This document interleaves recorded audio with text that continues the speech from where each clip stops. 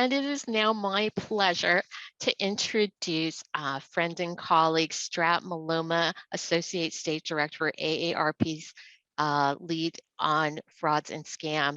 Strat's been with AARP for nearly 20 years and has worked in several positions across the association.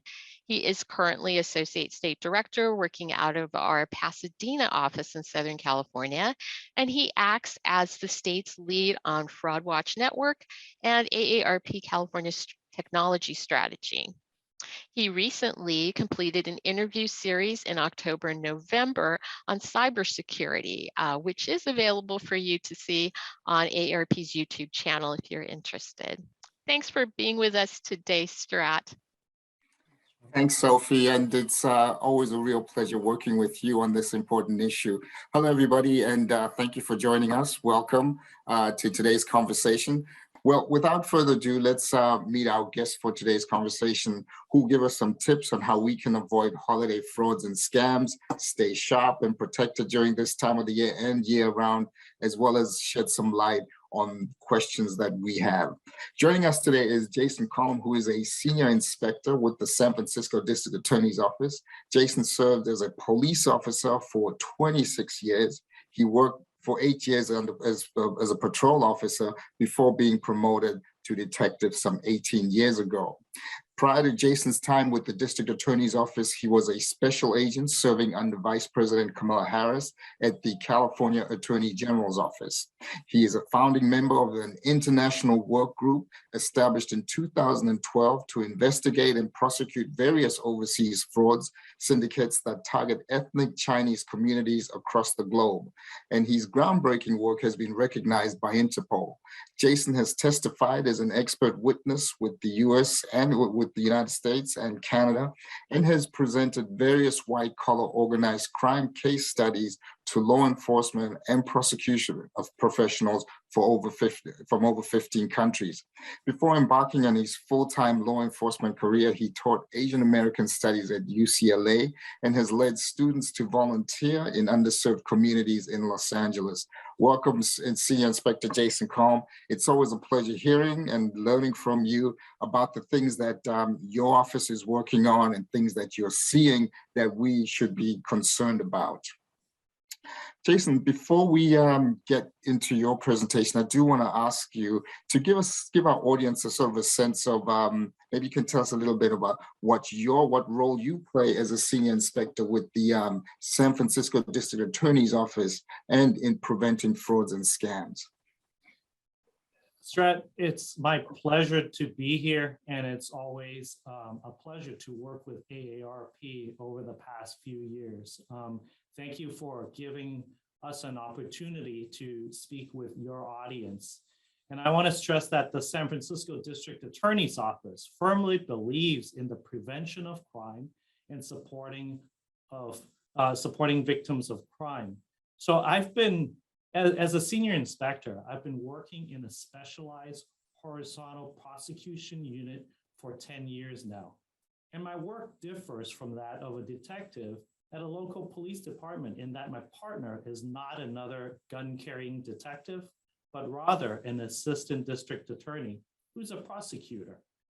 I carry a case, or let's say we carry a case, as me and my partnering prosecutor carry a case from start to finish, which includes the initial intake, like interviewing victims, witnesses, and other parties of interest in a case, conducting the investigation, such as collecting additional evidence through search warrants, analyzing the evidence that we collect, putting the entire case together, assembling it from the statements that we take from folks and also from the evidence that we collect.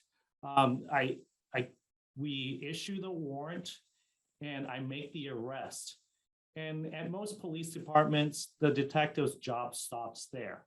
But mine continues as an inspector at the DA's office because I am there also at the jury selection process at the prosecutor's table.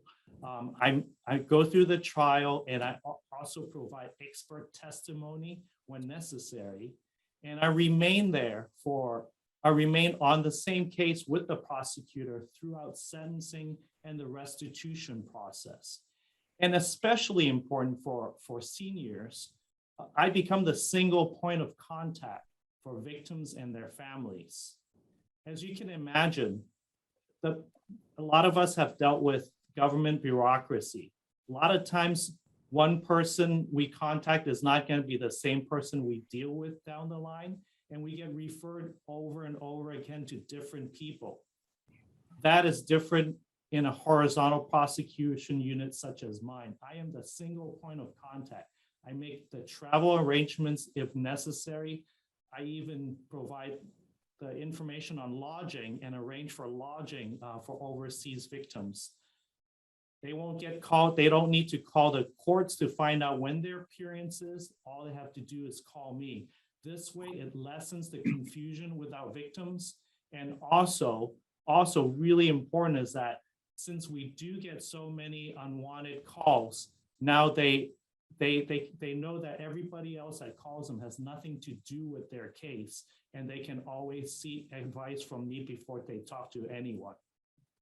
With that, I also provide free presentation to law enforcement, prosecution, and community groups about 12 times each year, such as this one. And of course, one of my specialties is elder financial abuse. Wonderful. Thank you very much, Jason. That is such important work that you do, especially for older adults, to have that single point of contact to help them through the process. It's one of the, I think it must be a leading reason that folks either are comfortable reporting, do report, or sometimes avoid reporting because they don't have that help, somebody to guide them through that. So thank you for doing that. Jason, before we move on, we're having a little bit of audio issues. So if you can try and maybe to get closer to your mic, that will be helpful for our audience. Great. So Jason, what are you going to be sharing with us today? Well, as the holidays approach during our second year of the pandemic, I think it's timely to talk about scams that target our seniors. Wonderful. Wonderful. What kind of scams are we going to be, do you expect our seniors or even just general our communities to be seeing about this time of the year during the holidays? Well, Strat, about a year ago, Sophie asked me whether I've seen new trends in the type of fraud committed against our seniors due to the pandemic. And really at the time a year ago, I had no data to suggest such things have changed. But after another year, I can tell you, there's a definite decrease of reported street scams. And I attribute that likely due to masking, social distancing, fear of infection from strangers, and travel restrictions.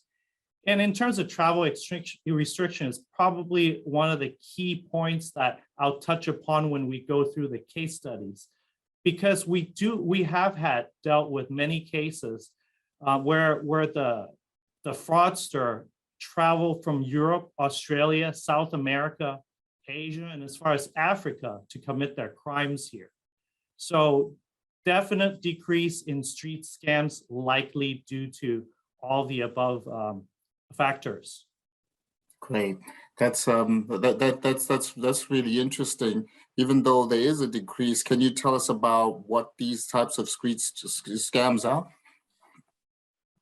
I'm glad you asked. I'm going to go over them briefly. Let's touch upon fake jewelry scam. We'll talk about the stranded and just need gas money scam, the buried treasure scam, and the blessing scam. So starting with fake jewelry scam, it was really popular prior to the pandemic lockdown in March of 2020. We had a slew of cases in San Francisco and all across the Bay Area. And when out-of-state law enforcement agencies reached out to me, it turned out it was happening a lot in New York also, across the state. And these fraudsters, often accompanied by children, driving very nice cars, nice SUVs and brand new vans, approach their victim on the street or in front of the victim's house. The fraudsters present a really sad story to why they needed cash urgently. The common story is that I'm from Eastern Europe, they name a country. My father just died. I'm here and I just lost my job. And I really need to get home to attend to the funeral details.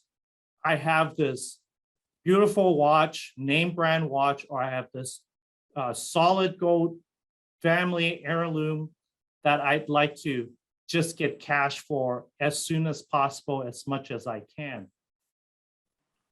The victims inspect their luxury watch or the gold and thinks that's probably real, and they end up handing over money to the fraudsters.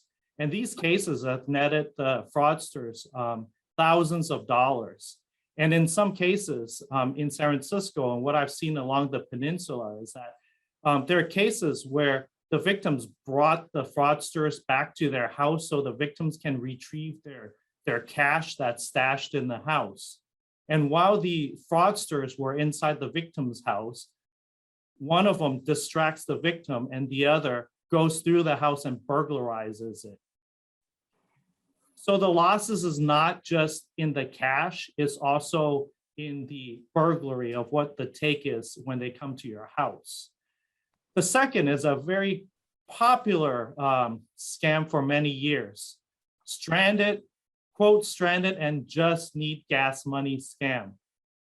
And obviously distraught, but nicely dressed, usually female fraudster approaches her victim and presents a sad story. Prime example is, I'm here from out of state on vacation with my husband, but we got into a fight. He beat me up, took my wallet and left me. Now I've gone as far as I can in the tank of gas that's left in my car. So I just need money to get home and maybe some money for food. So please, anything helps. And here's my address and my phone number. I promise you, I'm a good person. I'll mail you back the money. The victim feels bad, feels obligated to help this person because as people, we're generally kind and they hand over enough money for gas and expenses. And as we know, what happens is that the money is never seen again. And I've seen these cases vary from the hundreds of dollars to a little bit over $1,000. The next one is the buried treasure scam. This one targets a specific population. It targets the wealthy merchants and local celebrities. What happens is 2 or 3 fraudsters visit their victim's business. They tell the victim that they were trafficked, the fraudsters were trafficked to the US for construction work. And during excavation, they found a buried container filled with gold nuggets with an accompanying letter that stated the gold was buried during the gold rush. The fraudsters offered to sell their find to the victim for cash because the fraudsters didn't have any valid ID. Remember, they claimed to be trafficked here for construction work. They didn't want the gold to be seized by their smugglers, and they're afraid that crooked border authorities will take their gold when they get home. And to strengthen the story, they usually leave a piece of real gold for the victim to test. And a couple of days later, after the victim confirms that the gold is real, they come back and ask for anywhere from $20,000 to $200,000 for the rest of the gold nuggets. And as we find out, those nuggets are all false gold. Another scam that was really popular before the lockdown was the blessing scam. That one specifically targeted monolingual Chinese-speaking females worldwide. It happens from east to west, north to south. Hundreds and hundreds of cases every year across the globe. And the basics is 3 strangers convince their victim that the strangers, the fraudsters, are clairvoyant, and they warn the victim of imminent death to their youngest family member within 3 days, unless the victim brings her life savings and her jewelry and leave nothing behind because they're clairvoyant and they see all. They must bring the life savings and jewelry to be blessed. And during the blessing ceremony, the three fraudsters switch the victim's valuables. And I've seen losses in the hundreds of thousands of dollars. In 2012 alone, there were 46 such cases in San Francisco and over 50 cases in New York City. So these are the cases that we saw on a normal, regular basis prior to the pandemic. Yeah. Jason, I must share with you a personal experience. You know, when you talked about the scam where folks approach you and say, here's some valuables that I'm short of money to buy gas or something like that. I have personally been approached by that. And the first time that I was approached by that, I offered the gentleman, I said, well, I can't give you money, but if you come with me to a gas station, I'll put some gas in your car. But I had to think, because they were very convincing. And like you said, they had some small kids with them that made me feel a little more sensitive about that. Okay, so Jason, thank you for sharing those. Can you tell our audience what they can do to protect themselves from falling victims to some of these sophisticated street scams? Well, first things first is, like our parents told us when we were kids, don't talk to strangers. Unfortunately, it's come back upon us. Just remember, politeness is going to be second to your safety. Remember, they, as in the scammers, interrupted your life. You don't have to be polite to them. If they were polite to you, they would not have interrupted your life. And if they want to talk about strangers, then bring up politeness. I was brought up not to talk about money to anybody, even to my relatives, because it's impolite to talk about money. If it's impolite to talk about money with relatives, why would it be polite to talk about money with strangers? And going to what you said about somehow identifying with these strangers and feeling a connection to them and feeling obligated because they had kids. A lot of these street scams are what we classify as affinity scam. And let's talk about what an affinity scam is. Strat, I know you've probably traveled overseas and for an extended period of time. And tell me, after a week or so in a country that does not speak English as their first language, I mean, how did you feel getting around for that week? It was actually really nice to meet somebody who spoke the same language, who we could talk about similar experiences with, what they're doing, places they've seen. So you do kind of develop a connection. Absolutely. And I give this example during my court expert testimony is that, you know, I went to Germany a couple of years ago, and after a week of depending on the grace of the German people who in the countryside don't really speak English all that well, I depended on their kindness so I can eat, so I can go to the right places, so I can get on the right train. After a week of that, honestly, it was a bit exhausting. And on the 7th day, while I was having breakfast at a bed and breakfast place, after not hearing English for 7 days, I overheard somebody in a table behind me speaking English, and not just any English, mind you, American English. Right away, my attention turned to them. I walked over, introduced myself. And even though they live in New York City and I live in San Francisco, all of a sudden, that few thousand miles didn't matter anymore. We were the best friends. We might as well have been next door neighbors. And at the end of that breakfast conversation, we already made plans to have drinks together that night. And we talked about our kids, our family, and whatnot. So just imagine, you're a monolingual non-English speaker in America, and you've gone through your entire life not knowing what 90% of the people are saying, when somebody walks up to you, speaks your language, and goes beyond that and says, "Hey, what's your last name?" "My last name is Collom." My goodness, what a small world. My mother's maiden name is Collom also. Right away, you feel that affinity and you feel connected to that person. And that's how they reel you in the first place. Scammers are smart.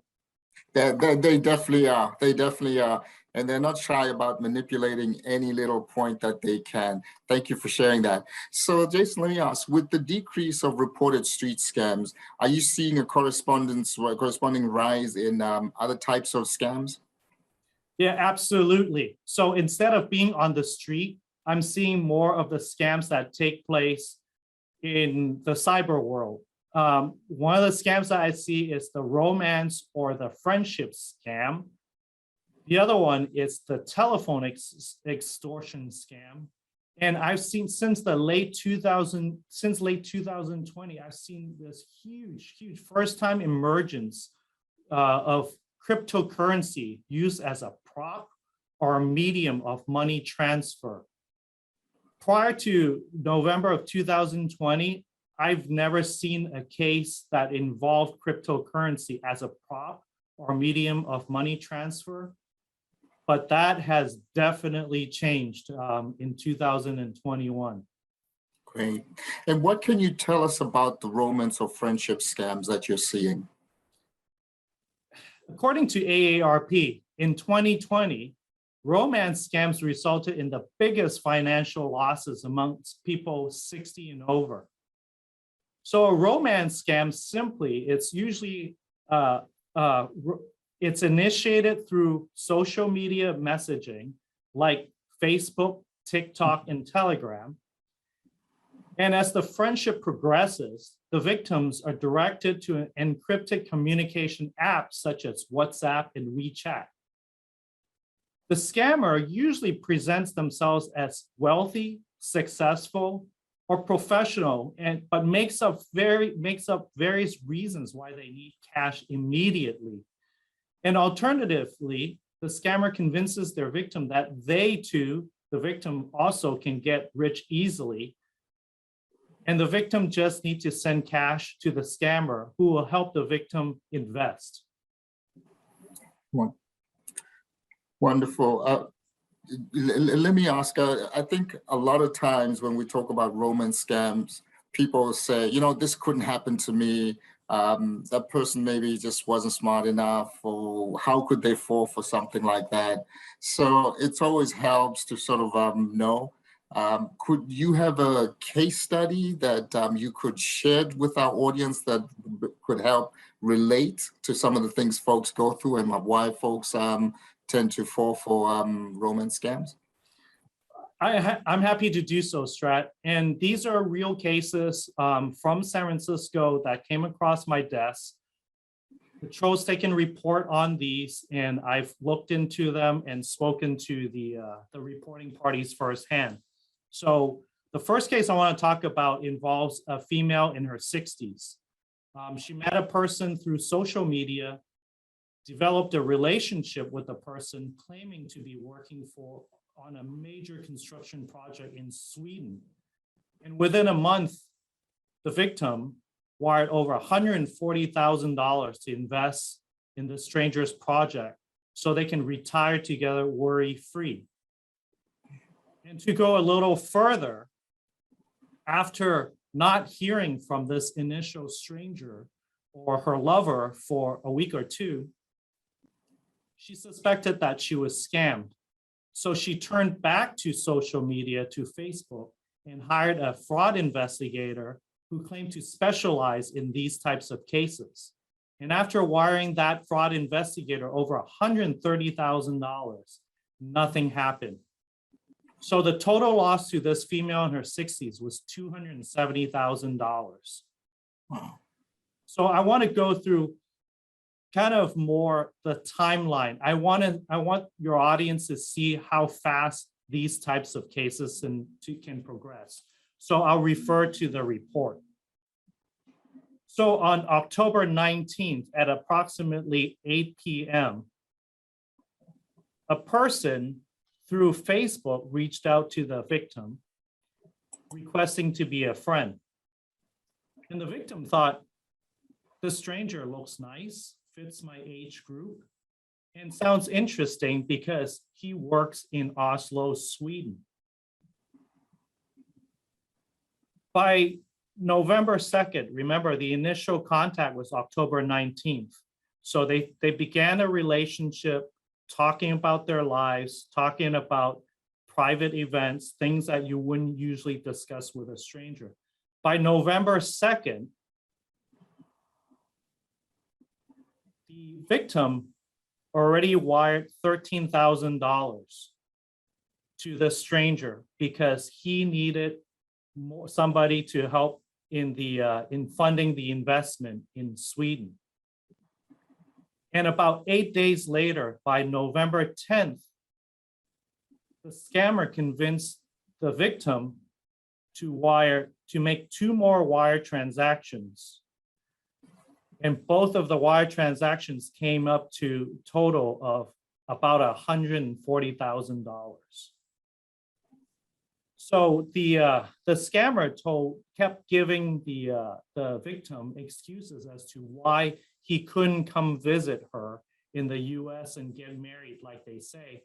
And he would make up excuses like, look, I have to stay here because the bank is holding up our loan, or we're being delayed on the construction project because of government licensing and inspections. So by November 16th, about 6 days after this lady transferred about $130,000 to her boyfriend in Sweden, she contacted this fraud investigator through Facebook. About 11 days later, this fraud investigator finally reached out to the victim and says he can work with her, but she needs to wire a $39,000 retention fee, which she did a few days later. By December 8th, which is a little bit, it's about 2 weeks after the initial retention fee, this supposed fraud investigator says she would need to hire a team of lawyers and police investigators to track down the fraudster who billed her out of $140,000 initially. And this would cost her $83,000, which she wired to him.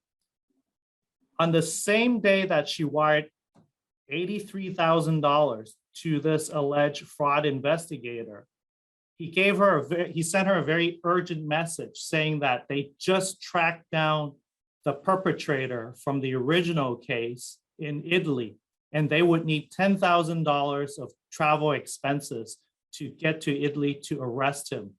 She wired him $10,000 on top of the $83,000 on that day. And again, till this day, she's never heard from either parties, and her total loss was $270,000. Another example, the denomination is a bit smaller and the age group is a bit younger. 2 females in their early 30s, both single mothers, both of them independent from each other, got a friend invitation from Facebook. Friendship ensued. The person on the other side sent nice pictures of themselves, always dressed nicely, showing them a very extravagant lifestyle. And he identified with our female victims. Our female victims revealed that they're waitresses, single mom waitresses, working to make ends meet. He says, I'm also a waiter and I also work to make ends meet until I discovered investing in cryptocurrency. That conversation went from friendship to investing in cryptocurrency. He showed them how much he was making. He showed them all the nice things that he had. And eventually the victims themselves asked him, hey, I have a little money saved up. Do you think you can help me invest so I can make money like you also? I don't want much. I just want to be able to pay back some of my debt. Scammer says, if that's really what you want, I'll help you with it. So the scammer asked the victims to make separate wire transfers to different accounts. And whenever the victims transferred money, they would get a balance on their WhatsApp screenshot saying that the investment company received their payment or their investment, and the next day they'll see a significant increase in their profits. So again, they started small. They saw their money doubling overnight, doubling through a week. So they invested more and more and more money. Eventually, one of the victims invested over $43,000, much of which was borrowed from friends and family members, because she thought she was doubling and tripling that money because she was getting screenshots of her money or of her principal increasing every day. Well, it turns out she wanted the money back so she can pay off her debt. And the fraudster gave one reason after another of why she couldn't get her money back. And she lost contact with the fraudster altogether. Well, as it turns out, the daily balances that she was seeing were just screenshots that the fraudster made up. Her money never went to an investment firm. It was just something that the fraudster probably typed up based on the money that she was sending to him. So the victim didn't find out she was scammed because she was still she thought she was real good friends with this person still, until she talked to another female friend, and the female friend says, hey, I also met somebody online through Facebook, and he also helped me invest in cryptocurrency. Scary enough is that they showed each other pictures of their suitors from the scammer from Facebook, and it's the same person supposedly with different names. The second female, although I spoke with her, I asked her to report the case to SFPD, she never came forward. So I don't know exactly how much money she lost, but the first one, she lost $43,000. And again, just to give you a timeline of how fast these cases move is that on November 30th, the victim met this suitor, this fraudster through TikTok, November 30th. By January 31st, she transferred $3,000 from a US account to the Agricultural Bank of China.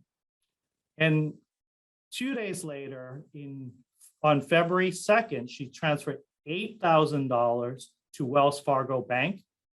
Less than 2 weeks later, on February 15th, she transferred $16,000 to the Agricultural Bank of China. And again, 4 days later, another $16,000, adding up to $43,000. So all of this happened within loosely a 2-month, 3-month period. And I've seen cases that vary anywhere from 2 weeks all the way to sometimes 5 or 6 months. And these are the typical cases that have been coming across my desk. And finally, 2 cases that I think are very significant I want to discuss. And it's significant because both cases, the victims themselves did not come forward. The victims themselves were convinced that they found the love of their life online and that they were not being scammed at all. It was relatives of the victims who came to me to ask me to explain to these victims that they're falling victim to these types of scams. Well, I took the next step.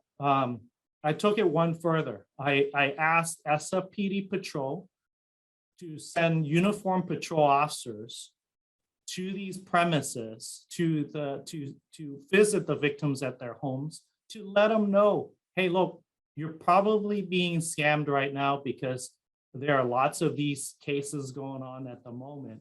And both times, both victims, independent from each other, threw the patrol officers out of their houses, crying, saying that those men that they allegedly met on Facebook are the love of their lives. And the first one of that type of case, it was a female, a married female, 49 years old. She had adult kids, and her older sister contacted me and said, look, my sister, she met somebody online and she's been transferring a large amount of money to different accounts overseas. And I keep telling her that she's being scammed. By that time, her sister, the 49-year-old victim, has transferred probably about $90,000 or so to overseas accounts. And I said, well, you need to let your sister know that she's probably being scammed. And she said, I have, but she does not believe me. Can you please help me? So at that time, I decided to dispatch patrol officers to go visit this 49-year-old female and let her know that you're probably being scammed. And she threw the officers out. And why that's important, because she was still so convinced that he's the love of her life. After the officers left the premise, in the next 2 weeks, she wired another $60,000 to her alleged lover overseas.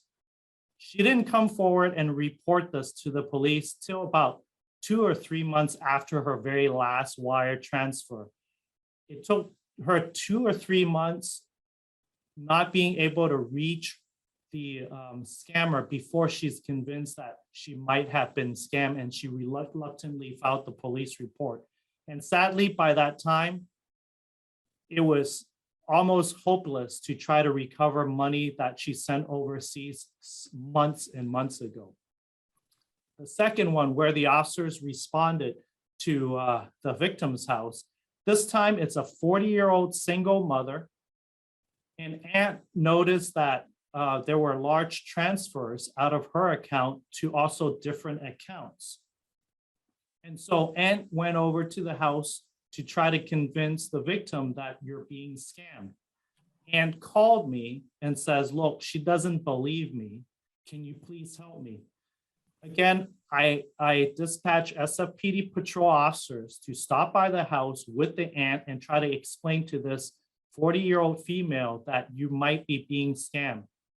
She broke down, she cried, and she threw the officers out, and she did not make a police report. She ended up sending additional money to this person.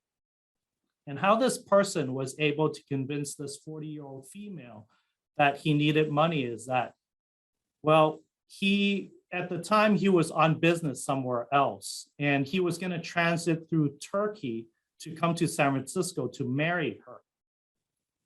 But while in Turkey, between the airport and the hotel, he got into a major car accident.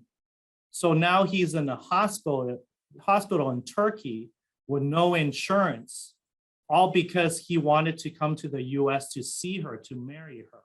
So that's how he convinced her to start sending money to him. And the strange thing is, in the beginning, he asked for not wire transfer, not cash deposits, but he asked for Apple cards, Apple stored value cards. So she did that. And so those are all red flags that somebody might have seen and should have seen, that she might have seen, but she did not. And it continued.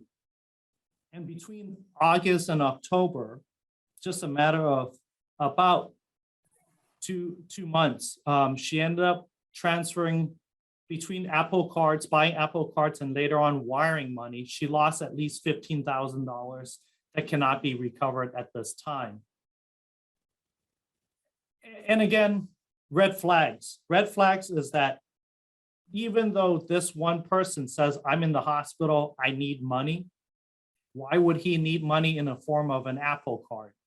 Right. Why would he need money to be sent to accounts under different names in different countries.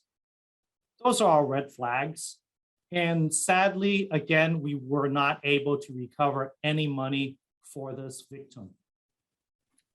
Jason, thank you very much for sharing those case studies. They're really so disheartening. It's so sad to see how scammers are ready to go to any lengths and take as much money as possible from their victims to manipulate their victims into giving up all their money. And, this really talks to, trying not to make decisions when you're under heightened emotional state. So thank you very much for sharing that. And this is very sophisticated how they work in syndicates. So could you give us some prevention tips, some things that folks who maybe are looking after someone or maybe experiencing, or just tips that folks can be aware of to help protect themselves? Absolutely. In terms of the friendship scam, the romance scam online, one of the first things I would always suggest relatives or people who are involved or people who call me to seek advice is go ahead and plug the photograph that you have of the person into Google image and do a search. Some of my victims and their family members did that, showed the victim and says, oh my goodness, this person turns out has a real Facebook profile. Nothing that he does relates to the person he portrayed himself to be. Or in other cases, that same image, there were other victims all across the world saying, hey, this guy, this picture, the person in this picture, it's the same one who scammed me. And the case of the waitresses, turns out that picture was reported in one of the websites as a picture that scammers preferred using. And he had at least 40 different names and at least 40 different victims. And so it was accumulation of what I've told them, what Patrol has told them, and what they've learned online and Google image that finally convinced them this might not be the lover that I thought he was or the great friend that I thought he was. The other thing is privacy setting. We talk about social media. I would definitely heighten your privacy setting in this day and age, especially now that we know the fraudsters are moving more towards this almost undetectable online platform to rip people off. Set your privacy setting to their most limiting. Only people you know should know anything about you. And the other thing is forget about trying to be polite. Look, again, strangers interrupted your life. You didn't interrupt theirs. Just say no. If somebody sends you a picture and says, hey, I'm so-and-so, I'd like to know you, just say no. And remember, it goes along the line with that is if it sounds too good to be true, it probably is not true. As in the case of the investments that doubled and tripled within a matter of weeks, they could have prevented it if they just went back to the basics. If it sounds too good to be true, then probably not true. And again, I want to harp on this, money talk. There's absolutely no reason to discuss money with anyone. And I'll use another example. These folks you meet online are exactly like a stranger that you meet on a bus in your daily travels.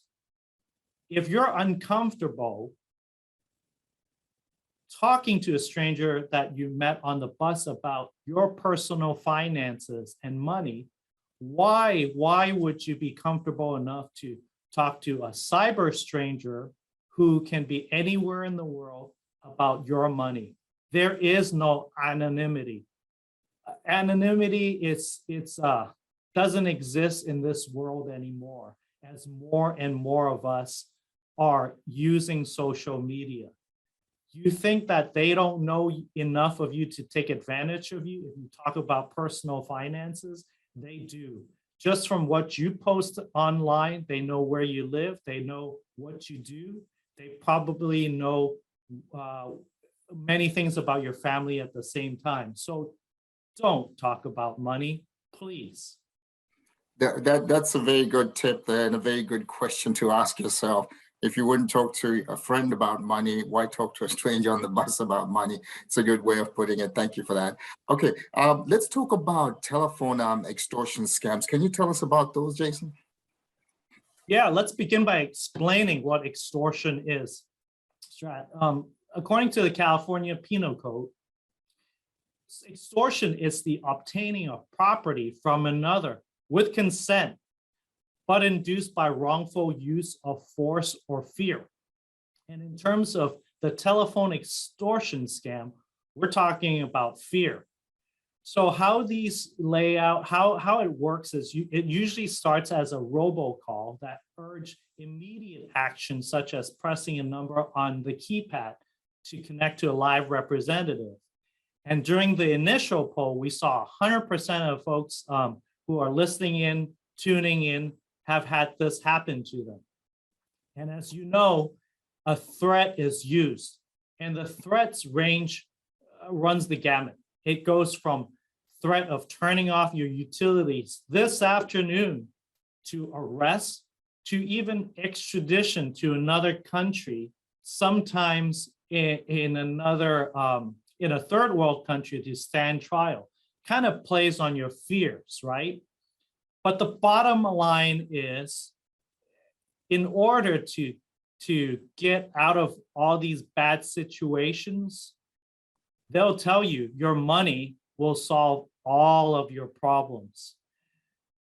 And one of the questions we brought up in the beginning, robocalls in Chinese, it annoys us. I don't understand the dialect that they speak when they call me. I immediately hang up because I don't know what they're saying and I don't have time for it. But for some people who understand the Mandarin dialect of the Chinese language, these messages, these robocalls have had dire consequences to their lives. And I can go into a couple of case studies to illustrate my point. And a very simple one, a 24-year-old female, she received a call, a robocall, from allegedly the consulate of China in Mandarin Chinese. And when she pressed the number, talked to a live representative, the live representative says, look, victim, there's a parcel, a letter from the Chinese government delivered to you in your name, but they delivered it to the consulate because they couldn't find you. One of the things I can help you with is I can open the parcel and tell you what the letter says. Is that what you'd like me to do? The victim says, sure. I'm nowhere close to the consulate or the embassy. Go ahead and open it and see what it says. Well, the alleged consulate employee says, oh my, I just read the letter. It's from the national police in China. Apparently, there's a warrant for your arrest. And it asks you to call this number to talk to the national police detective who's investigating your case. Shocked, the victim says, I don't know what to do. The alleged consulate employee says, well, I'm on your side. If you'd like, I can place the call to the national police and we can have a three-way conversation. I might be able to help you with this situation. Victim says, would you do that, please? Three-way call ensues. Person gets on the line from supposedly the National Police of China. Very threatening tone, very officious. Say, yes, there is a warrant for your arrest. Can you confirm your name? Is this so-and-so? Oh, yes, that's you. Send us a picture of you and let us confirm that it's you. Oh, yes, that's you. Meanwhile, they're using your picture and crafting an arrest warrant, what looks like a real arrest warrant with your picture and all of your information in it, and texting it right back to you. Oh my God, that's you. So with this 24-year-old female, supposedly the Chinese National Police intercepted a DHL package containing contraband. And now they suspect that she's also involved in this smuggling of contraband situation. And that's why they issued an arrest warrant, and she'll be extradited to mainland China, even though she's not from mainland China. She's from Taiwan. So in fear of that, she said, what can I do? Well, the alleged police officer says, well, you can post bail. And he names a large amount.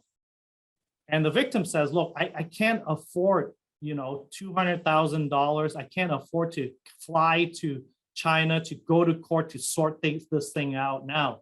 What can I do? No, it's $200,000 or else. Remember, the nice, helpful consulate employee at first says, hey, look, let me negotiate on your behalf. She's just a student here. She's 24 years old. She's a good person. The Chinese consulate here, we can vouch for her. Will you consider reducing? Well, how much money do you have? Comes to the Chinese police. Well, maybe around $60,000. Okay, these are the accounts of the government impound accounts that you can send the money to. Just go ahead and send this money. So the victim ended up asking her father to deposit $60,000 into her account, saying that she needed to pay tuition and also get a car to get around. But really, she transferred all $62,000 to this alleged Chinese national policeman. And needless to say, she's never seen that money again, and there was really no consequences. There was no arrest or warrant or extradition for her at all. There weren't even any parcels at all. Right. So that's a 24-year-old female with $62,000 loss. Let's move on to something more significant. Earlier this year, a person named Shirley cold called my desk number. She said, hey, look, I need help. My parents need help. I Googled my parents' scenario. I found out that this is a common occurrence based on the press release from your office. My parents just fell scam to the Chinese embassy scam. And they're in their 70s. My mom's in her 70s. My dad's in his 80s. And they lost over $1.6 million. So, wow. Okay. And here's the new and interesting point from the change in this past year. Elderly couple, never heard of cryptocurrency, never even knew what a Bitcoin was or a Bitcoin ATM, cryptocurrency ATM. Of that $1.6 million, they followed the instructions of the scammers and inserted over $700,000 in cash into a cryptocurrency ATM over a period of a few months to buy Bitcoins. And of course, if your audience knows something about cryptocurrency and Bitcoin, once that money is, or once your money gets converted into cryptocurrency, it can be picked up anywhere in the world as long as they have the key to the wallet. You can't recall cryptocurrency exchanges. You cannot recall cryptocurrency exchanges. I want to highlight that. The other half of the money, the other part of the $1.6 million, they did the traditional wiring of funds to overseas accounts, some of which ended up in major Hong Kong bank accounts. And because time has passed, it was really hard for the victims to recover their money. And the banks also weren't helping her parents as much as they should. So it was, how did they get ripped off this $1.6 million? Well, it was the exact same scheme as what I described for the 24-year-old female, except the scammers, knowing that these folks were in their 70s and 80s, knew that they have just sold their family home in Los Angeles and planning to move to San Francisco to join their kids, knew they had a large sum of money. They strung them along, kept them on the phone, sometimes for over 10 hours a day, every day for a few months, threatening them with extradition, threatening them with arrest. This couple has never even been overseas in their lives. And now they're being threatened by somebody who says they're going to take them overseas, try them, and imprison them. And that was the fear that drove them to send $1.6 million plus to the bad guys. And unfortunately, it's been a few months now. We still haven't been able to recover any of that loss. Thank you very much, Jason, for sharing that. That definitely we definitely see this type of extortion activities when we think about the IRS tax scams that folks perpetrate around tax time. But again, not making decisions under heightened emotional states, I think is really helpful. Thank you for sharing that. So let's talk a little bit about if somebody does fall a victim to some of these sophisticated scams that you mentioned. What can they do? What should they do? Who should they reach out to?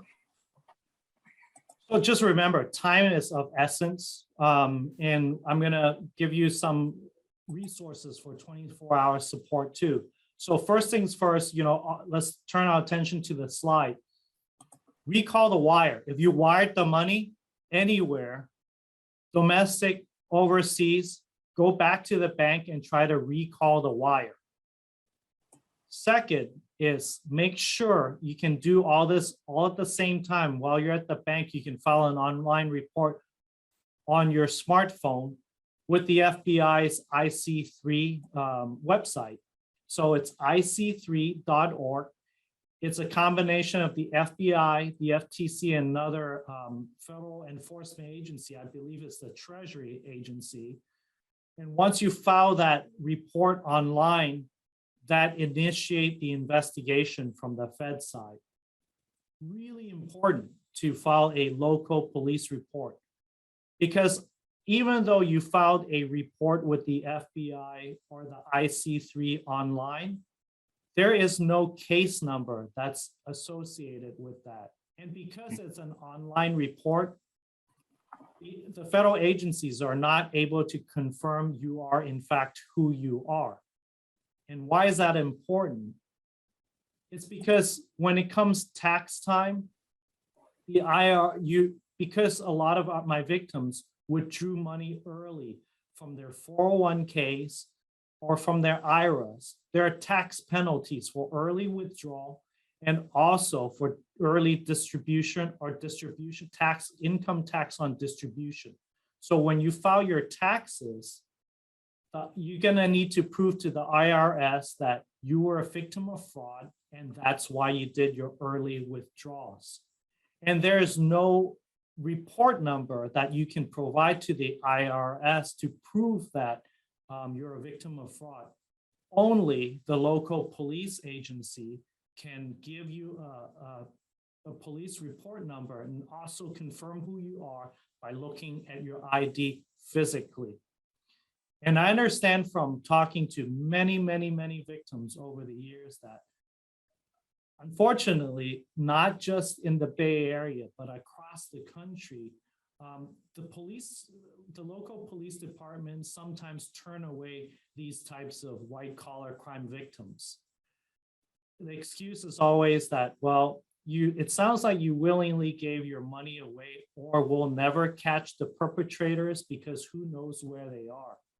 Well, because the loss occurred, the crime occurred, and it occurred in their jurisdiction, they really need to take the police report, insist on it. I've had just in the past year alone, and it's no different than any other year, I had half a dozen victims turn to me and say, hey, look, my local police department absolutely refused to take the police report. I said, hey, you know what? I'm sorry to hear that, but we have to have a case number in order for anybody to follow up on these cases. One of the things that I suggested victims do is reach out to their local representatives, like their board of supervisor who represents their district. Let them know that what happened to them, a crime occurred. Let them know that they went to the police department, talked to certain people, and they refused to take the police report. And me as a victim need the police report because I need to turn that over to the IRS or the credit bureaus so I can prove that I'm a victim down the line. And in this year alone, the 6 victims who came to me to seek advice because their local departments did not take their report, they all went to their local representatives. And the next day, either a policeman shows up at their door or they get a call. The victim gets a call, gets invited to the police station to file